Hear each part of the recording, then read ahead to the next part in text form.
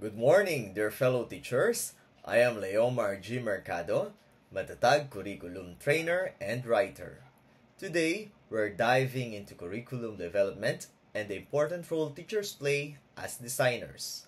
We'll explore how teachers shape what and how students learn.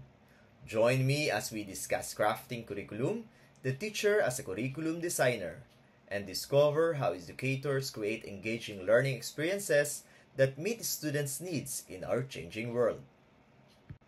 We're going to talk about three important topics: fundamentals of curriculum designing, different approaches to designing curriculum, and curriculum mapping. These topics are essential because they help us plan and deliver effective lessons. We'll learn about the principles of creating curriculum, explore various methods for designing it, and understand how curriculum mapping helps us organize our teaching goals and student learning outcomes. Let's explore how these topics can improve our teaching and help students succeed. These are the blueprints of learning, the fundamentals of curriculum designing. Before we begin, let's outline our objectives for today's session. Firstly, we aim to identify the fundamentals of curriculum designing. Secondly, we want to appreciate the task of designing a curriculum. Lastly, we aim to apply curriculum designing specifically in the context of Matatag TLE. By the end of our session, you'll have a clearer understanding of these objectives and how they contribute to enhancing teaching practices and supporting student learning. So let's get started. Here's how our session will unfold. Firstly, we'll introduce the role of a curriculum designer and discuss the foundational principles that guide our approach, including Peter Oliva's axiom in curriculum development. Next, the essential elements and components that make up a well-crafted curriculum.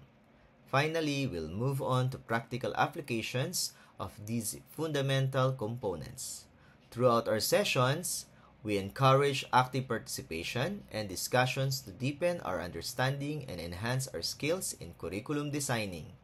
Let's embark on this journey together to explore and apply these crucial aspects of educational practice.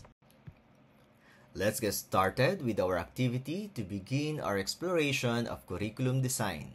We're going to play a quick game called Jumping the Line. I'll read out a statement, and I want you to decide whether you think it's true or false. Here's how it works. If you believe the statement is true, type true. If you think it's false, type false. Make sure to choose quickly and let's see how well we do. Number 1.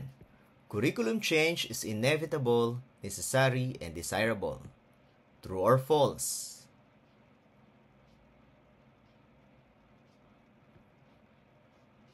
Number 2. Curriculum development is an individual activity. True or false?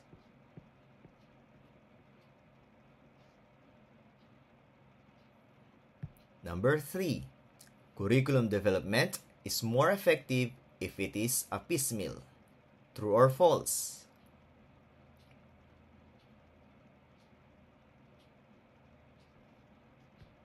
Number 4. The key components of curriculum development are learning objectives, instructional resources, teaching techniques, and assessments. True or false?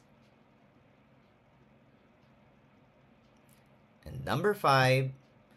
The learning resource is composed of 4 major parts. True or false?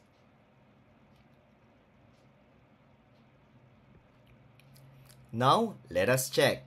Number 1. What's your answer? The correct answer is true. How about number 2?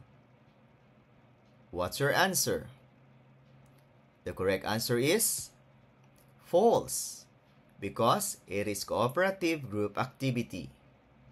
Number 3, it's false because it is comprehensive process. Number 4, it's true. And number 5, the correct answer is true. According to James Hopper, 2023, a curriculum designer plays a crucial role in education by creating structured and effective learning experiences. The role involves developing a comprehensive plan that outlines what students will learn, how they will learn it, and how their progress will be assessed. Every single day, teachers rely on curriculum designed by professionals. Crafting a curriculum is a challenging task that calls for a teacher's unique style and creativity. Overall, being a curriculum designer is dynamic, requiring educational expertise, creativity, and a commitment to meaningful learning experiences for students. It's essential for every curriculum designer, implementer, or evaluator to keep in mind the general axioms of Peter Oliva as a guiding framework in curriculum development. These principles provide a solid foundation for effective educational planning and implementation. Before we dive into Oliva's 10 axioms, let's take a moment to understand who Peter Oliva is. Peter Oliva is a distinguished figure in education with a rich background. He has held professorships and chair positions at Southern Illinois University, Florida International University, and Georgia Southern University. He is also a prolific author, having written numerous articles for education journals and co-authored textbooks like Supervision for Today's School. Throughout his career, Oliva has served as a high school teacher, guidance counselor, and professor at notable institutions such as the University of Florida, University of Mississippi, Indiana State University, and the University of Hawaii. Oliva's expertise extends globally through his involvement in educational and governmental programs across Europe, the Middle East, and Latin America. His influential book, Developing the Curriculum, has been translated into Mandarin, Vietnamese, and Korean. Drawing from his extensive experiences, Oliva formulated the 10 axioms which serve as guiding principles for curriculum designers. Let's clarify what we mean by axioms. It is a fundamental rule or statement that is widely accepted as true without needing proof. It serves as a basis for arguments or inferences, often referred to as postulate. In simpler terms, an axiom is a recognized fact that we consider true and use as a solid foundation for our reasoning. Let's begin with the first axiom from Peter Oliva's 10 Axioms for Curriculum Designers. Axiom 1. Curriculum change is inevitable, necessary, and desirable. One of the characteristics of curriculum is its being dynamic. Societal development and knowledge revolution come so fast that the need to address the changing condition requires new curriculum designs. This means that curriculum needs to adapt to the changing world around us. As society evolves and new knowledge emerges, curriculum must be updated to meet these needs. This ensures that students are prepared with the most relevant skills and knowledge for their future. Teachers play a crucial role in responding to these changes within schools and their broader context. By understanding and implementing updated curriculum designs, educators can better support student learning and development. Pamilyar na po bang lahat sa matatag curriculum? Nadinig, nabasa o napag-usapan po? Ano po ang inyong naging reaksyon? Ayan, sabi nga, ang pagtanggap sa pagbabago sa curriculum bilang hindi maiiwasan, kailangan at inaasam ay nagtitiyak na ang edukasyon ay umuunlad kasabay ng mga pag-unlad ng lipunan. Nag-aayos sa iba't ibang mga pangangailangan ng mga mag-aaral at naghahanda sa mga ito ng epektibo para sa hinaharap. Kaya mahalaga po bilang mga guro ang positibong pagtanggap natin dahil tayo po ang magsasagawa at gagawa nito at designer ng ating curriculum. Next, we have the second axiom from Peter Oliva. Axiom 2, curriculum reflects as a product of its time. A relevant curriculum should respond to changes brought about by current social forces, philosophical positions, psychological principles, new knowledge, and educational reforms. This is called timelines. This means that the curriculum should keep up with the current social changes, philosophical beliefs, psychological theories, new knowledge, and educational reforms. In our lesson plan, we can see the principle in action. By ensuring our curriculum is up to date, we foster engagement and encourage contemporary thinking among our students. Another principle we follow is systematic curriculum development. This involves setting clear learning goals, including relevant content and resources, outlining procedures, preparing necessary materials, and establishing a structured evaluation process. These practices help us create effective learning experiences that meet the needs of our students and prepare them for the challenges of today's world. And dahil sa naging resulta po ng ating PISA 2022 kung saan tayo ay 5 to 6 years behind, kaya it's time na po sa revised curriculum. Baka lumang curriculum guide pa rin ang ating ginagamit o kaya nagre-reprint na lang po tayo ng lumang lesson plan at activities. So kailangan na natin ayusin dahil nababago po ang curriculum maging ang mga estudyante. Maaaring epektibo sa una pero sa iba ay hindi, lalo tigit na nagbabago na ang henerasyon po natin ngayon at ang ating mga mag-aaral. So I think it's time na po. Axiom 3, curriculum changes made earlier can exist concurrently with newer curriculum changes. A revision in a curriculum starts and ends slowly. More often, curriculum is gradually phased in and phased out, thus the change that occurs can coexist and oftentimes overlaps for a long period of time. This means that when we revise a curriculum, the changes don't happen at all at once. Instead, the new curriculum can gradually be introduced while the old one is phased out. This overlapping period allows us for a smooth transition and ensures continuity in learning, which helps schools implement updates without disrupting ongoing education. It allows educators to integrate new ideas and methods while still maintaining elements from the previous curriculum that remain relevant. By managing this transition carefully, we can effectively adapt our teaching strategies to meet evolving educational needs. Ayan, kaya napansin po natin sa matatag curriculum, ito po ay sisimulan ngayong school year 2024 to 2025 para sa kindergarten, grade 1, grade 4 at grade 7. Mapapansin nyo rin po na hindi muna kasali sa isinagawang plano ang grade 11 at 12. Pero hindi po ibig sabihin ay wala na ang grade 11 at 12. Hindi pa lang po ito isinama sa ginawang pag-aaral at inuna po ang ating K-10. Ayan, kaya ang grade 2, 3, 5, 6, 8, 9, 10, 11 at 12 ay nakabatay pa rin po sa ating DepEd Order number 42 series of 2016, the Policy Guidelines on Daily Lesson Preparation for the K-12 Basic Education Program. Okay, let's take a look at the evolution of the Philippine education curriculum over the years. Saang curriculum po kaya ang inyong inabutan nung nag-aaral at ngayon kayo na po ang nagtuturo? Tignan natin.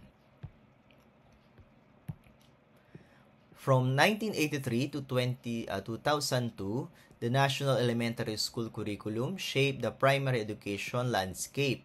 It focused on providing a solid foundation in basic subjects for elementary students across the country.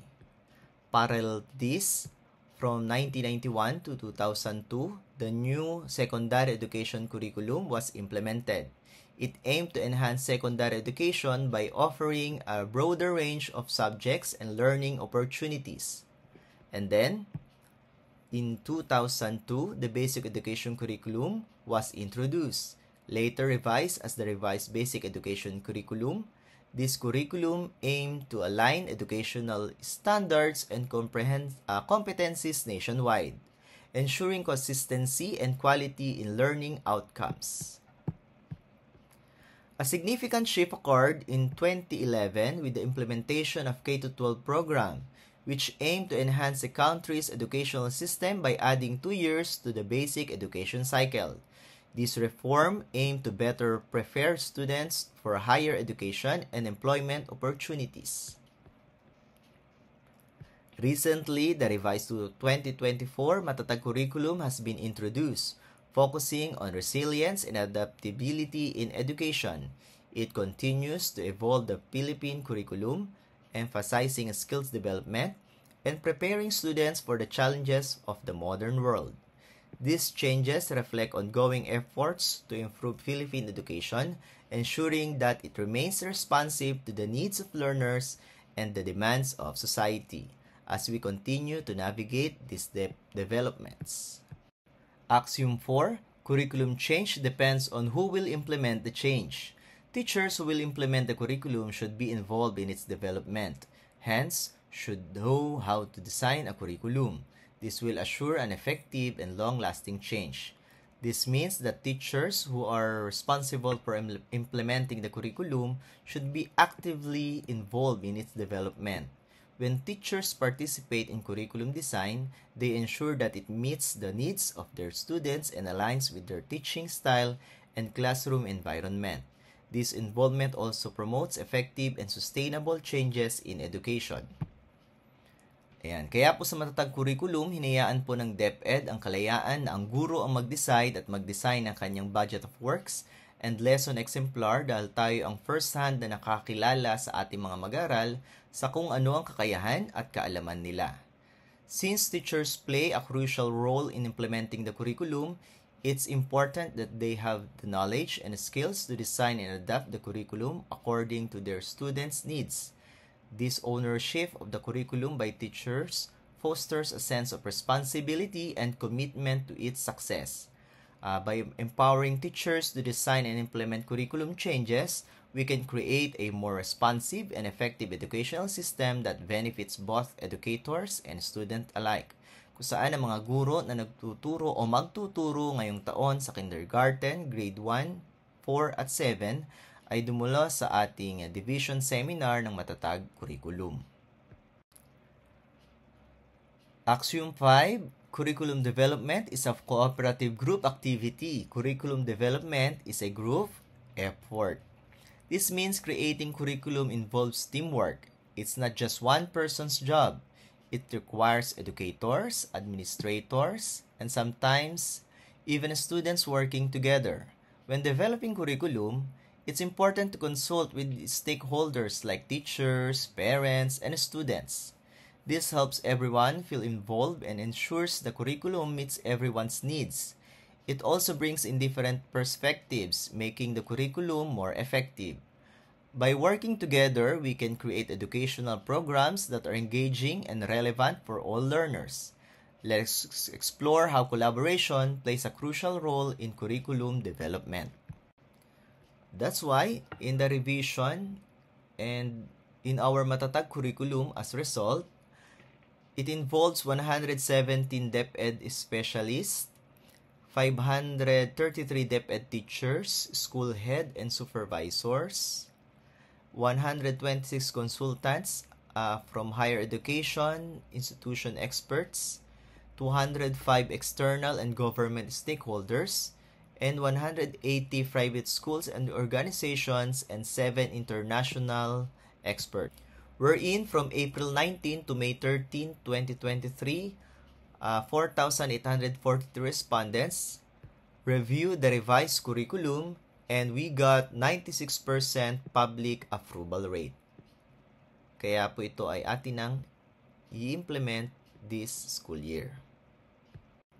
Moving on, Axiom 6, curriculum development is a decision-making process made from choices of alternatives. Curriculum development is a decision-making process based on choices. This means that when designing curriculum, educators have to make decisions. They choose what subjects to teach, which philosophies to support, how to accommodate diverse groups of students, what teaching methods to use, and how to assess learning. These decisions are critical because they shape the educational experience for students. By carefully selecting content, methods, and evaluation strategies, curriculum developers ensures that learning is effective and meaningful. Here are the subjects under recalibrated Matatag curriculum. In grade 1, we have 5 subjects consist of language, reading and literacy, mathematics, makabasa, and GMRC. Grade 2 also have 5 subjects but consists of Filipino, English, mathematics, makabansa, and GMRC. For grade 3, 6 subjects consist of Filipino, English, Science, Mathematics, Makabansa, and GMRC. And for grade 4 to 10, 8 subjects consist of Filipino, English, Science, Mathematics, AP, or Araling Panlipunan, MAPE, TLE, and GMRC. Axiom 7, curriculum development is an ongoing process. This means that curriculum development doesn't stop once a curriculum is created. It's a continuous cycle of monitoring, examining, evaluating, and improving the curriculum. As the needs of learners evolve, as society changes, and as new knowledge and technology emerge, the curriculum must adapt. This ongoing process ensures that the curriculum remains relevant and effective for students. By regularly reviewing and updating curriculum, educators can respond to the changing educational landscape and provide students with the best possible learning experiences. Let's talk about the 8th axiom. Curriculum development is more effective when it's comprehensive, not piecemeal. This means that designing curriculum should be a thoughtful and systematic process, not done in isolated parts. It involves creating well-thought-out plan with clearly defined goals, ensuring there are adequate resources and time, and preparing teachers with the necessary skills. By taking a comprehensive approach, educators can assure that the curriculum is cohesive and aligned with educational goals. This methodical planning also supports teachers in delivering quality instruction and engaging students effectively. Number 9, curriculum development is more effective when it follows a systematic process. A curriculum design is composed of desired outcomes, subject matter content complemented with references, set of procedures, needed materials, and resources and evaluation procedure which can be placed in a matrix. This means that designing curriculum should be done in a structured and organized way. It includes defining desired outcomes, selecting subject matter and references, outlining procedures, gathering necessary materials and resources, and establishing evaluation methods. These elements are typically organized in a matrix format. By following a systematic process, we can ensure that the curriculum is well planned and coherent. This approach helps in achieving educational goals effectively and supports teachers in delivering meaningful learning experiences. Later, I'll show you how the Matatag curriculum exemplifies the systematic approach to curriculum development. Lastly, let's discuss the 10th axiom. Curriculum development starts from where the curriculum is. Curriculum planners and designers should begin with existing curriculum. An existing design is a good starting point for any teacher who plans to enhance and enrich a curriculum. This means that curriculum planners and designers should build upon existing curriculum frameworks. Starting with what already exists provides a solid foundation for teachers looking to improve and enrich the curriculum. By leveraging existing designs, educators can streamline the curriculum development process and ensure continuity in learning. This approach allows learners and teachers to focus on enhancing educational content and adapting it to meet the evolving needs of students. Now, what do you call? May I know what do you usually call your curriculum design? Please type your answer in the chat box. Okay, I'll give you 10 seconds. What do you usually call your curriculum design in your field? Okay, 10, 9, 8, 7. Please type your answer in the chat box.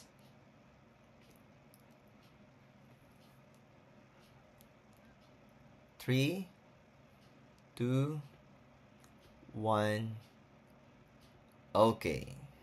So let's see. Some might refer to it as a syllabus, okay, or a lesson plan.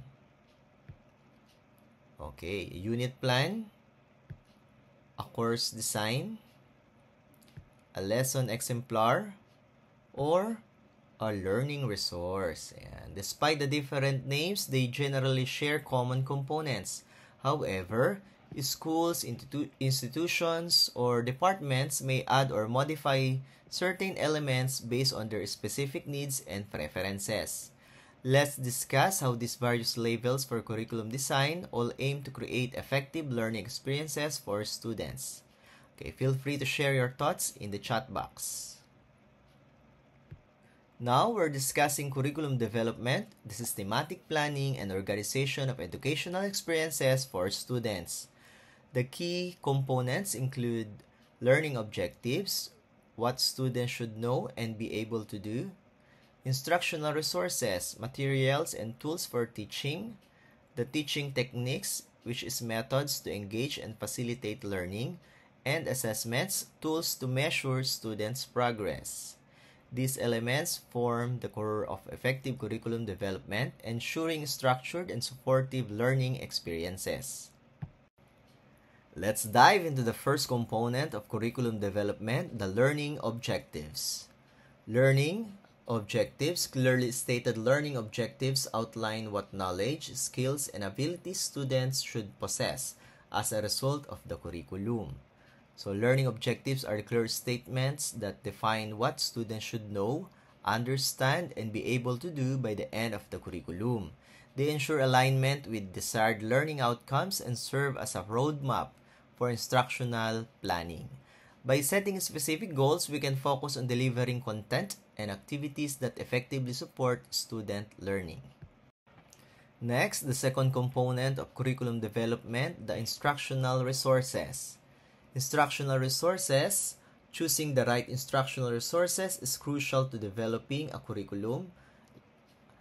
Instructional resources are essential in developing a curriculum. These include textbooks, workbooks, digital materials, multimedia content, and other tools that enhance instructional delivery and support student learning. Selecting the right resources is critical as they provide educators with the materials needed to effectively teach and engage students. These resources should align with the curriculum's goal and cater to diverse learning needs. By integrating appropriate instructional resources, we can enrich the learning experience and facilitate students' understanding across different subjects and topics. Let's move on to the third component of curriculum development, teaching techniques. Teaching techniques, various methods including lectures, discussions, practical exercises, group work, project-based learning, and technology integration may be used to accomplish this. So teaching techniques are crucial in curriculum development as they determine how educators engage students and promote effective learning. Methods such as lectures, discussions, practical exercises, group work, project-based learning, and integrating technology are all valuable approaches. By employing diverse teaching techniques, educators can cater to different learning styles and preferences among students. These methods also enhance student participation and deepen understanding of subject matter. Lastly, the fourth component of curriculum development is assessments or evaluation. Assessments are integral to the curriculum as they measure students' understanding, knowledge, and abilities aligned with the curriculum's objectives. They come in various forms such as quizzes, tests, projects, presentations, portfolios, and also performance-based evaluation. These assessments inform instructional decision and provide feedback on student progress. There are three main forms of assessment. 1 is self-assessment, 2 is peer assessment, and 3 is teacher assessment. So what is self-assessment? This encourages students to monitor and evaluate their own learning progress, fostering critical reflection and self-awareness. While peer assessment, students provide feedback on each other's work, promoting collaboration and peer learning. Research shows that peer assessment can be as reliable as teacher assessments when there is trust and respect among students. So, nabibigyan pa natin sila ng aral tungkol sa pagtitiwala at respeto sa nagiging sagot ng ating mga kapwa-estudyante sa kapwa-estudyante. And third, teacher assessment. Educators prepare and administer tests, providing feedback on student performance to guide further learning. So, yan yung kadalasan na nating ginagawa as a teacher. Now, assessment can be categorized into two main types. We have formative and summative. Formative assessment provides ongoing feedback to students during the learning process. It helps educators understand how students are progressing and where they may need additional support. This type of assessment focuses on improving learning outcomes and guiding instructional decisions. So sa bahaging ito, pwede na atin agad sabihin sa bata kung ano yung pangangailangan o kailangan nilang gawin. So usually after a lesson or after the class, nagkakaroon agad tayo ng evaluation or assessment kung naintindihan ba nila yung lesson natin that day. On the other hand, summative assessment evaluates student learning at the end of a unit, course, or academic year. It typically involves assigning grades or marks based on predefined criteria. Summative assessments provide a final judgment of student achievement and help educators make decisions about students' progress and readiness for advancement. By using both formative and summative assessments, we can effectively monitor student learning, provide targeted support, and make informed decisions to enhance overall educational outcomes. So using these assessments, nagagawan agad natin ng paraan ang ating mga estudyante para sila ay kung papasa o hindi sa ating subjects. Now, we have four major parts of the Matatag Learning Resource. First one is the curriculum content, curriculum standards, and learning competencies. 2, teaching and learning resources. 3 is the teaching and learning procedures. And 4, assessment of learning, evaluation, and reflection. So let us see. And this is the example of lesson resource in Matatag curriculum using the four major parts of the Matatag learning resource. So we have here the curriculum content, standards, lesson competencies. Okay. Then 2 is the learning resources, the references, and the 3, the teaching and learning procedures, composed of A, B, C, D, the Matatag, and 4 is the evaluation, evaluating learning. Isa-isahin po natin. So we have here the acronym Matatag, which stands for Mind and Mood, A for Aims, T for tasks and thought, A for abstractions, T for tools for tests, A for annotations, and G for gains, the reflection. So, yun po yung matatag ng ating learning resource ngayon. Ayan, okay pa po ba tayo? Kamusta po tayo? Type 1, kung okay pa po ang lahat. Type 2, kung medyo nag-iisip-isip na po. Okay po? Okay, so after discussing the fundamentals of curriculum designing, let's move on to our next topic, the approaches to curriculum designing.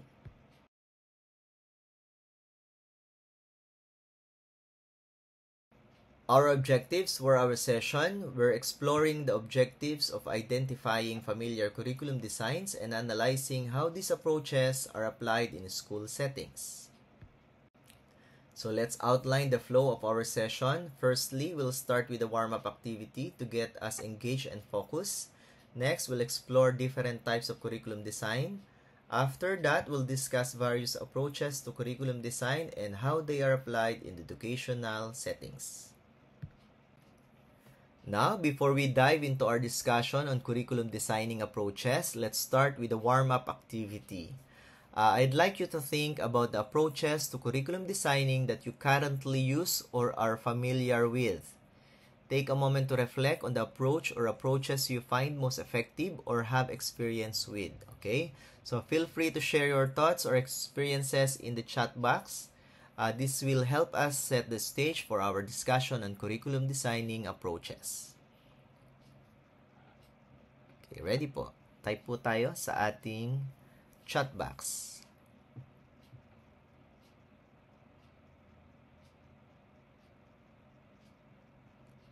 Approaches to curriculum designing that you currently use or are familiar with.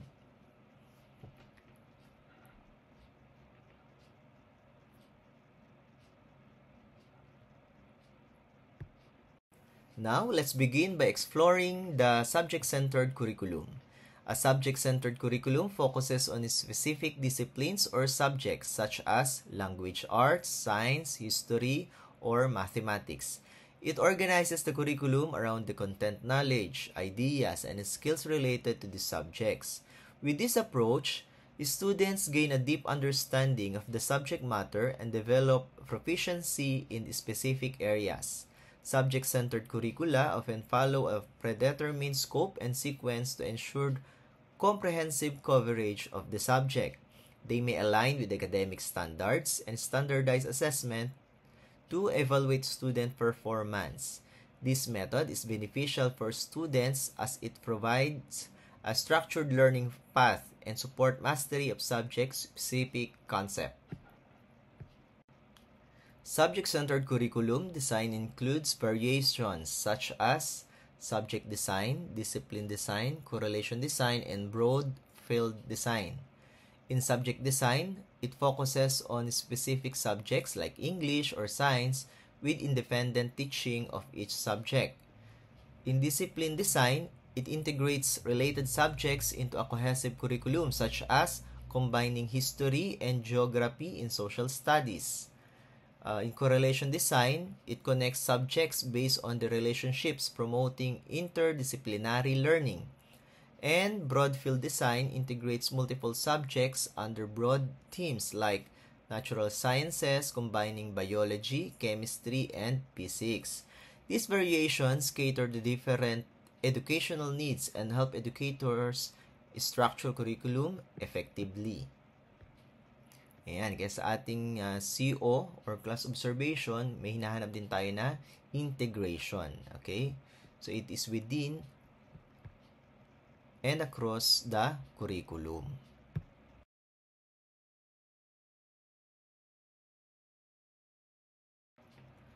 Now, let us look the EPP-TLE-TVL framework is designed to guide teaching, learning, and curriculum implementation. So, at its core, this framework aims to develop learners' 21st century skills, entrepreneurial abilities, and other relevant competencies essential for readiness in the workforce. By focusing on the needs and aspirations of students, the learner-centered curriculum emphasizes personalized learning experiences. It encourages student engagement, self-direction, and active participation in the learning process. And lastly, problem-centered curriculum focuses on real-world issues, encouraging students to engage in critical thinking, problem-solving, and decision-making. Students tackle complex, real-world problems that require applying knowledge from various academic fields. This approach promotes interdisciplinary learning, teamwork, and creativity. It aims to develop essential transferable skills such as problem-solving, critical thinking, communication, and collaboration, which are crucial for success in today's workforce. Problem-centered curriculum prepares students to confront authentic challenges, fostering their ability to innovate and adapt in diverse situations. Let's discuss the different approaches to curriculum design: the subject-centered, learner-centered, and problem-centered approaches. This time, I will show you a picture and take a look at the picture displayed. Based on what you see, can you guess which approach to curriculum design is being depicted? Think about the characteristics and features of each approach. Take a moment to make your guess and share your thoughts in the chat box. Let's see if you can identify the approach shown in the picture. Are you ready? Type 1 if you are ready. Okay, so let's start. Okay, first picture. Identify the approach shown in the picture. Make your guess and share your thoughts in the chat box. Go!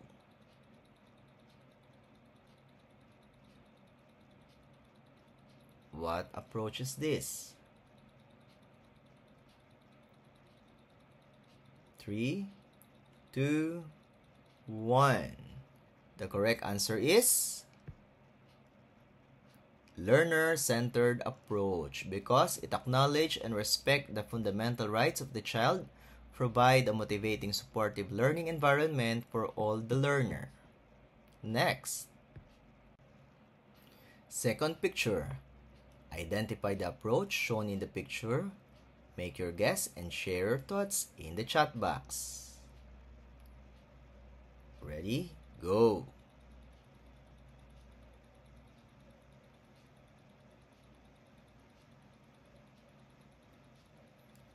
Three, two, one.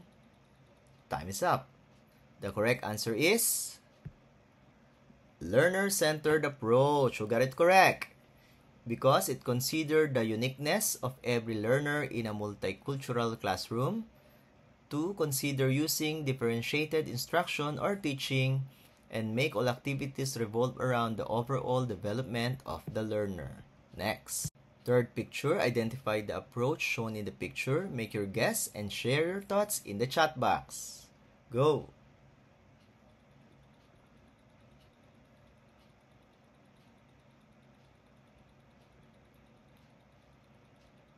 Three, two, one. The correct answer is subject-centered approach because it shows the primary focus is the subject matter.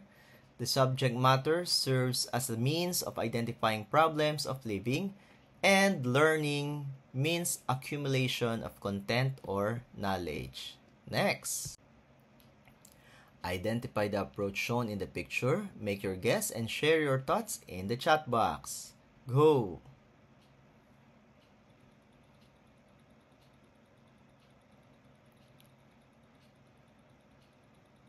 Three, two, one.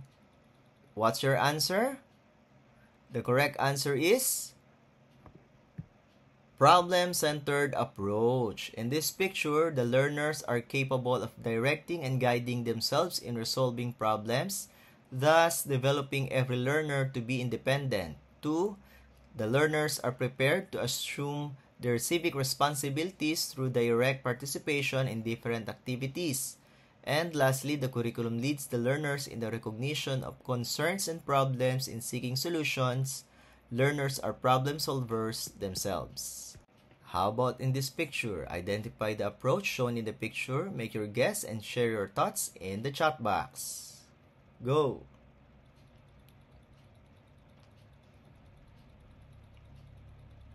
Okay, 3, 2, 1.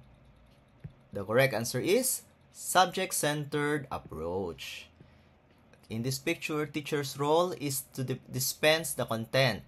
The emphasis is on bits and pieces of information which may be detached from life.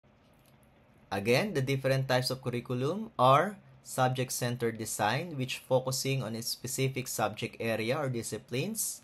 2. Learner-centered design, putting students at the center of the learning experience. And 3. Problem-centered curriculum, emphasizing real-world problems for learning and application. Matatag pa po ba ang lahat? So moving on to our final topic of discussion, we'll explore the curriculum mapping.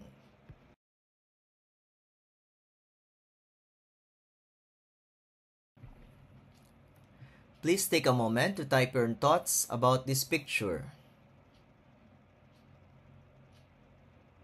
So ano po kayo masasabi natin sa picture na nasa slide natin today? Please type in our chat box. Ayan, thank you po sa mga sumasagot. Maraming salamat sa inyong mga idea. Ayan, okay. Curriculum mapping is a methodical approach to gathering data about the implemented curriculum in a school directly linked to the academic calendar. It serves as a foundational tool for analyzing this data alongside assessment information about students. From the picture, we can observe that a comprehensive curriculum map serves as a powerful tool. It helps teachers, parents, and students gain a clear understanding of the educational journey they are collectively undertaking. Let's discuss curriculum mapping.